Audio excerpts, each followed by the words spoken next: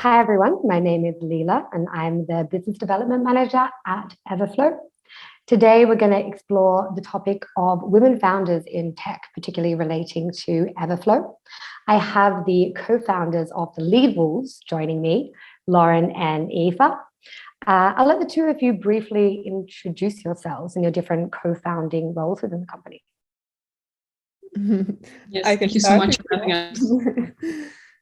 Thank you for having us, on the call. So we are both co-founders of the Lead Wolves, and life happened that brought us together also in terms of starting the company together, because we found each other to be the best type of person to be that we're looking for in terms of starting this business. So currently I'm more working with the advertiser side on the company, and Lauren is more on the publisher side. So that's how we are splitting a little bit our duties here as well, because I find that this business is always so both-sided that it's really convenient to be in charge of at least one part, not everything together. Definitely, I can see how that makes a lot of sense. And obviously there's quite a few performance agencies or affiliate agencies out there. Maybe you can give a bit of an overview on the Lead Wolves and what makes you guys different. Yes, so let me tell you a bit about the company. We started in December 2020, so it's still a pretty young company. We are an affiliate network, so we do performance-based campaigns. We do mostly like finance, insurance, surveys, Nutra, home improvement, software campaigns. So we kind of do a lot of different verticals, mostly based on what the publishers are asking for. Mm-hmm. So we're based in Spain actually, and we are a fully remote team. So we don't have an office. We run the whole business from home offices. So that's something new as well. Mm-hmm. Definitely. No, I love that, diving into. Both of us have been in the industry for many years, closer to 8 or 9, ever since the affiliate world was still like a pretty much not such a popular concept as it is these days with the conferences and everything. But then after some time we got the confidence also to go by ourselves. Definitely. I mean, 8 years, that's a considerable amount of time considering this industry is quite new. I always find it quite interesting to hear of people's career trajectories and how they found themselves in affiliate marketing, because very few people study it. So maybe you want to give me a bit of an overview on how you came into the industry. Mm-hmm. Go ahead, Lauren. Yes, so for me, I studied economics and communication at the Johan Cruyff University. Mm-hmm. It's a special university for professional athletes to combine their sporting career together with an education. So I was a professional cyclist at the time, and I was also doing my studies. And when I finished my studies in 2017, I started working in a local marketing agency, an affiliate network as well. And by that way, and through the amount of 3-4 years, I grew to having my own company now. Amazing. Mm-hmm.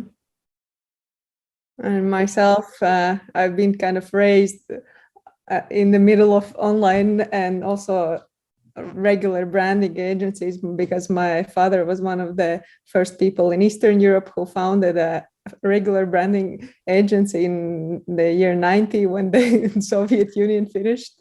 So wow. I've been raised basically all around, like always had like promo toys around with Colgate, beavers. So you can claim you've been in this industry since birth, right? Not just 8 years. Basically. So I just like took a little bit of the route in the online area, which has been growing so like more than TV or radio or anything else. Okay. Anyway, and I studied myself in Amsterdam, economics and business. And life took me to Barcelona, where I was looking for a job as well, that I had been working also in advertising agencies before. And so it happened that I started more in the online area, because at the time I didn't really speak Spanish, which now thankfully I do. But yeah, this is how I entered more into the online space, mostly because of a language reason, actually. But now, yeah. And then after some years of working and learning about both sides, affiliate management and advertiser management, at some point you decide a little bit enough of all sides that you are ready to go by yourself. Yeah, I mean, it takes a lot of bravery, right? I think so. Did you always know that you wanted to start your own company, or is that something that you discovered throughout your career path? Well, I think I always knew. For me, that was like a pretty clear Okay. thing on my like bucket list of life that I want to do, and I've never been hiding it. But yeah, as you start, you usually start working in bigger corporations of like IBM, L'Oreal. I've done it all, and then every time moving to a smaller company, a smaller, until I started working in startups, like doing business development, and then it's like, okay, Sure. why am I doing this? I think it's time to go by myself. Yeah, yeah. And you, Lauren, did you always knew you wanted to branch off and do your own thing, or? Not really. For me, it was like kind of the opposite. I wasn't working for a really long time, so I was still discovering myself. I started as a junior account manager. I moved up to be like more a senior account manager, but I never really had like the childhood dream to be like a business owner. But now that I am, I don't want to see it any different. I really like it, and I didn't really know it from myself, but I'm doing a great job so far, and I really like it, and I'm super happy that we took the step. Yeah, What I really like about Lauren is that, I think this background in also like competing and professional sports, it really develops your discipline. This is what I still really like about Lauren. She's like very disciplined, like there is no cheating, it's like really straight to the point. And I think anybody who's done like as a kid, even or teenager, some professional sports, I think it always helps in like business as well, definitely. I think that's a great point, that you can bring that competitive nature to the table. I can see Maybe how that even could too be. much. Maybe even too much sometimes. Yeah, maybe even too much. Like since we have our own business, like I really like working. I mean, I'm obviously very passionate about the company, about affiliate marketing. I really like having my own company and to know everything what's going on. So I'm turning a little bit into a workaholic. So I have to watch myself sometimes and take a step back. But yeah, it's been good so far. Nice. It sounds like you're both bringing good characteristics, work traits to the table. I guess, did you find it difficult to get the company off the ground and to get things going? Obviously, it's quite a scary step to like move away from a stable salary and manage things yourself. How was that? Actually, I think it was like less scary than I thought it would be, because once you get to it, it's like, okay, in the end, you do the same as you did always, but maybe a little bit of extra legal things on the side. Of course, we had help. But yeah, Spain is like, I would say the only thing is like, it's harder to do it in a country that you're not so aware of like the local rules, and especially Spain, where it's like very, very, very layered, the system, Of course, I can imagine the bureaucracy is probably a bit of a difficult thing to. It's a patience game, so you just have to wait until everybody replies to you. But many people have done it. So my advice would be to search for a friend, at least to guide you, who's been through it all, that can really guide you in the right direction, or somebody that has companies that can a little bit give you some tips. Definitely. I think mentorship is really important in these spaces and when taking these sort of leaps. I think the interesting thing about performance marketing and branching out and doing your own performance marketing network is, and you can correct me if I'm wrong, obviously it is a little bit scary, but in terms of like the financial overheads that it requires, it is like quite affordable initially. Obviously, you have to invest a lot of time and a lot of energy and the tracking, of course, but otherwise it's not like, you're creating a physical product, manufacturing, paying for store rent. Would you agree with that? Exactly. I mean, it's not like starting up an actual product, like even selling ice cream, you can start up there's like no profit from day one if you're like fast enough, Definitely. And I also think in your scenario, because your positions? Because if I understand correctly, you both met at a previous company before, right? And were you in the same roles of advertiser manager and publishing manager? More or less. I have been doing a little bit of everything in the past, and then exactly that point, yes, I was more on the advertiser side. So yeah. So it's interesting. You were already practicing like the same skill sets previously, and just bringing them over to your own company and taking control.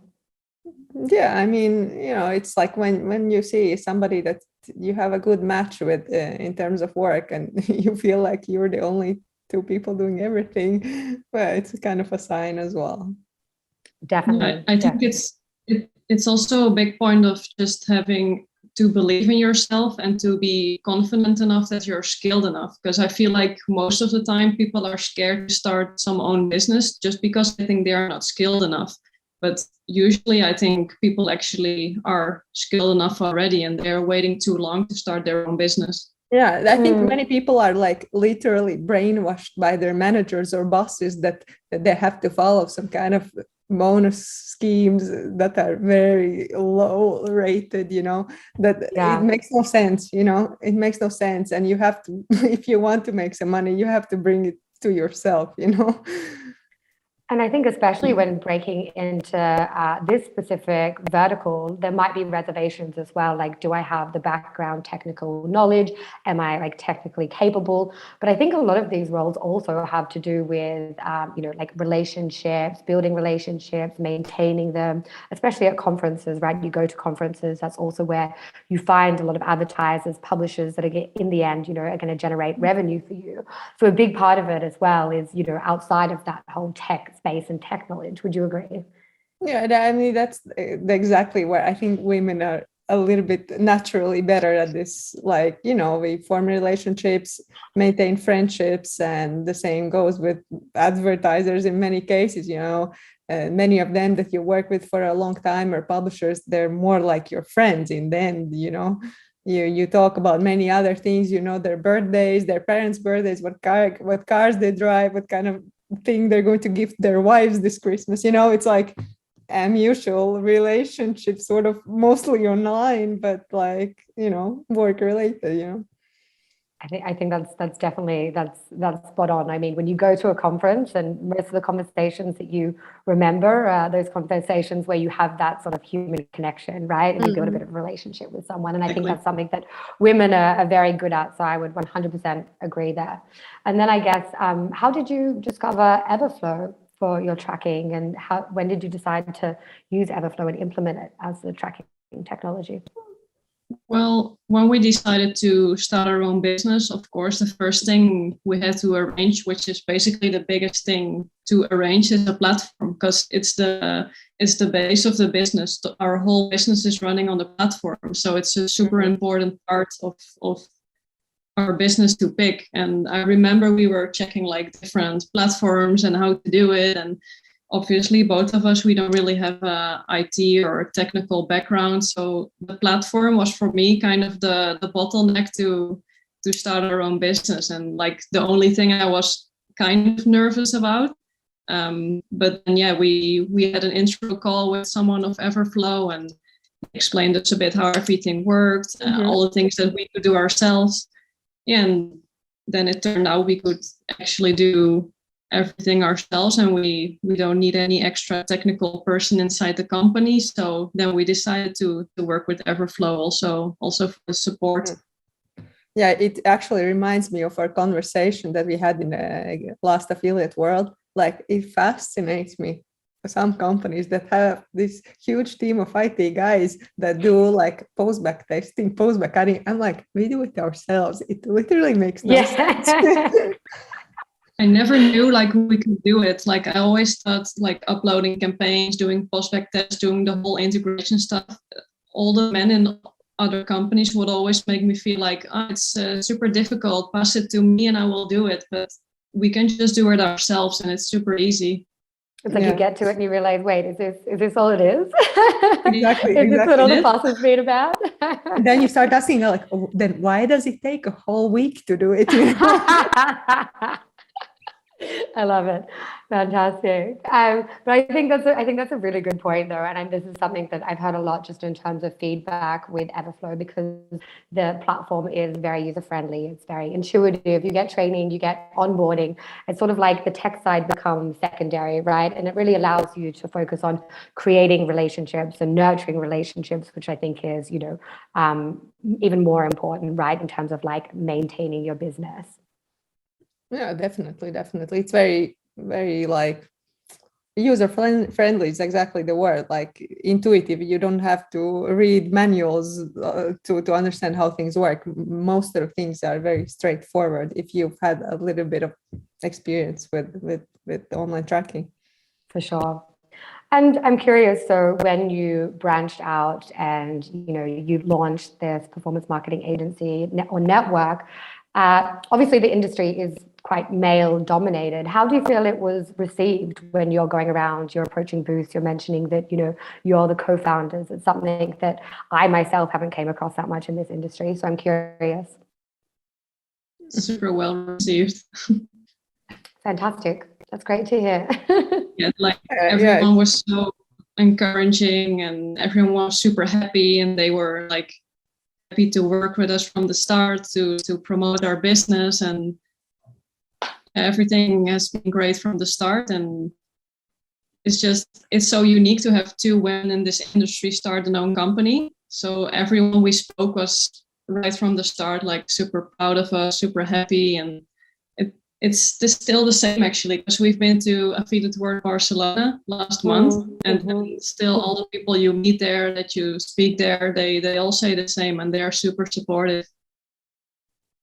That's great to hear. I think it's so important to have diversity in any industry, and especially in the tech space, because we've been lacking for a while. And also, I think for other women in the industry to see see you as female leaders go out and do this for yourself. I think it's quite nice for people to recognize. I mean, one thing that this reminds me of a little bit is, for example, the pandemic, like countries led by women, I think they did a very impressive job at managing the pandemic. Yeah. And I think it's quite nice for the world to acknowledge this, right? I think it showcases what women can bring to the decision-making table, definitely. Yeah, if anything, I think it has helped, like in the bigger picture, especially now that we have, like, let's say we've had enough relationships already in the sector. If anything, this has helped. And I hope more women will do it as well, because some of them, I look at it, I'm like, this girl is amazing. She should totally do it by herself, and not peanuts, just doing what she's doing, which is incredible. Actually, most of the top account managers that I came across in this business are all female. So there's a lot of potential there. And I just hope with this chat and everything that we can inspire some women to do the same and to take the step to start their own business. That's really what I hope. Yeah, no, I think that's great to hear, because I think like when you hear leaders or founders, you traditionally think of and I think this has to do with like legacy stereotypes maybe, but I think of male, I think of strength and that sort of stuff. That sort of comes with leaders, but you forget about a lot of the other qualities, empathy, sympathy, and like you said, building relationships. I think that's very, very important. Why do you think it is, and that there's so few females within the tech space? Maybe it's true that it's not like let's say an area of life that you imagine like a light bulb. Okay, this is what I want to do. It usually comes in a more spontaneous or random way to you.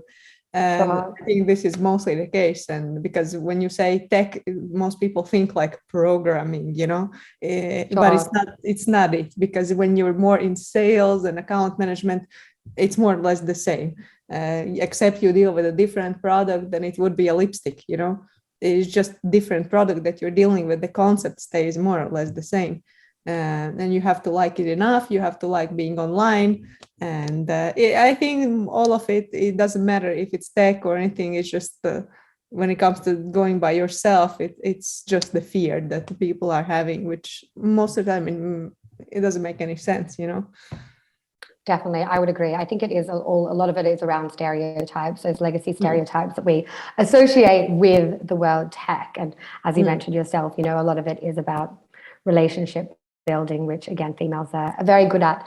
And this sort of leads me to another topic, which I think is quite interesting, because you said that females might have reservations about entering into the tech space. But I think one thing that the tech space is great at providing is, you know, flexibility, autonomy, independence, because traditionally it's not so client facing, right? So you are able, especially post-COVID, even more so, you're able to work from home. I think this flexibility is great for anyone. Yeah, especially, I mean, I'm a mom of a baby girl that's 5 months old. And I mean, I can tell you, I didn't really take any maternity leave, not because I had to work, you know, but because it's been convenient. On day 4, I started being online a little bit here and there when she was napping. And, you know, it's given a lot of flexibility, and also for traveling. I mean, you can really do whatever you want. You can spend a month there, a month there, a month there, if that's what you want. And that's how you can also feel like how it would, like, imagine, let's say you always wanted to live in New York. I mean, now you can, because you can go there for 2 months and live there literally. And that this is the good part about this business as well, the flexibility it gives you. Definitely, and I think that's a really good point. This work from home environment and the tech space, I think it's a great opportunity for women in motherhood or looking to enter motherhood, definitely. And I'm sure being a founder, I don't know, it's a bit of a double-edged sword. Maybe it gives you a little bit more flexibility, but more responsibility in that as well too, I'd say. No, I have a little wolf at home, so it only encourages me. How old is he or she? She's 5 months. So, yeah. Okay. And because when was the Lead Wolves founded? Because was that around the same time or? No, and that was like now we are getting close to 2 years. In December will 2 be years. 2 years. So. Okay. So it's interesting. A lot of people, when they found a company, they call it their baby. So it's like, you know, you have 2 now to take care of. I won't ask which is more difficult. A real baby. A real baby, yeah, fair, understandable for sure.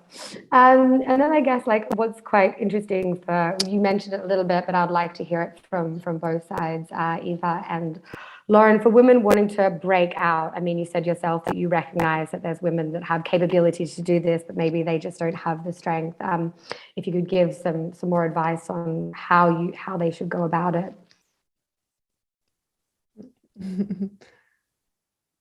Lauren? Lauren? Sorry, I had a bit of a connection failure on this side. No problem. Oh, never mind. Yeah, the things what I think that when women are considering to start their own company, like, they have to understand that they're going to lose certain parts of themselves, you know, and also many times with people that they associate with.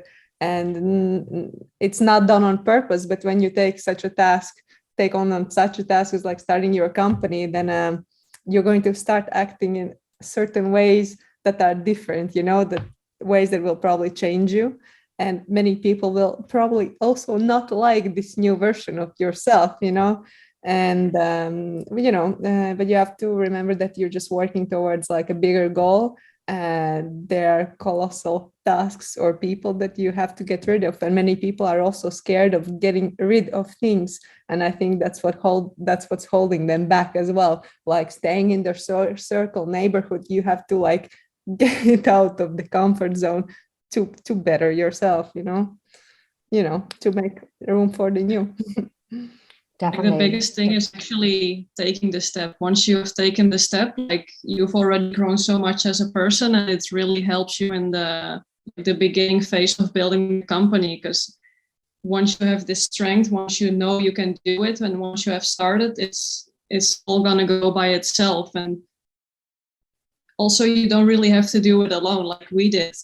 We are both managing one side of the business, and we have each other. We can count on each other, and like, you're never alone. You can also start a business with a partner. You just don't have to do it alone. Yeah, that helps a lot as well. I think some support, because there's always somebody more up or down, you know.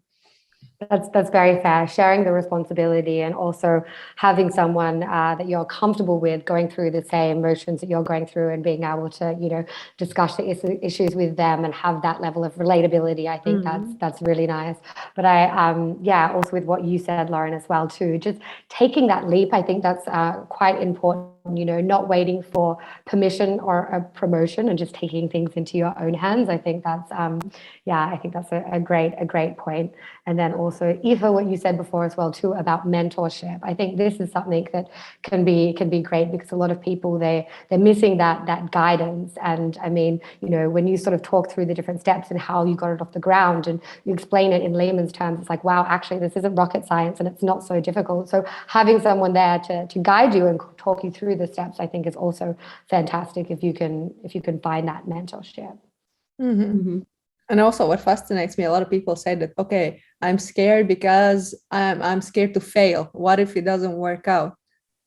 It's like, you know what? There's more risk in like actually staying employed. What happens if you don't do enough profit? They're going to fire you anyway, so you have to look for a new job. At least when you're by yourself, you can like manage your own profit, or maybe the company doesn't do so well where you're at. I mean, then they're going to fire you anyway.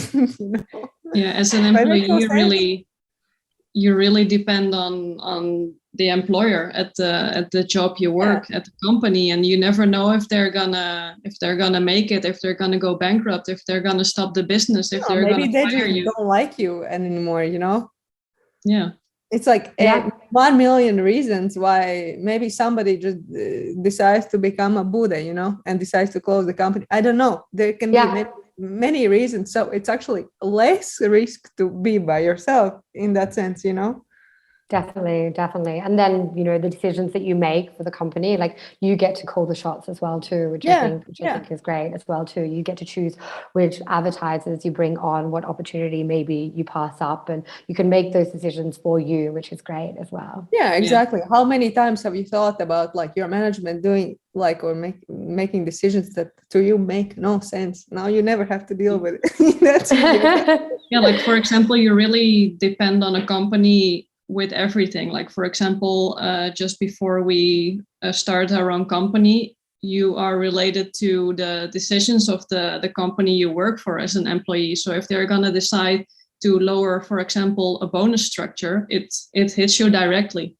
And that's one of the main reasons we decided to go on our own, to like make our own path, to make our own decisions, to do everything by ourselves and be the decision makers. Yeah. So I think if you think about it from that side, I hope more people see that it's a little bit of a brainwashed concept. So if you think about it from another perspective, it's actually less risk to be by yourself. I like how we've just pivoted that around, and it definitely I can see that as well too. That makes a lot of sense. That's a great perspective and a great way to look at it, also for the watchers. I guess then circling back to the lead wolves, is there anything new and exciting in the pipeline that you guys would like to promote? Yeah, Ieva, that's maybe best up to you to tell campaign-wise what's in the pipeline, something exciting.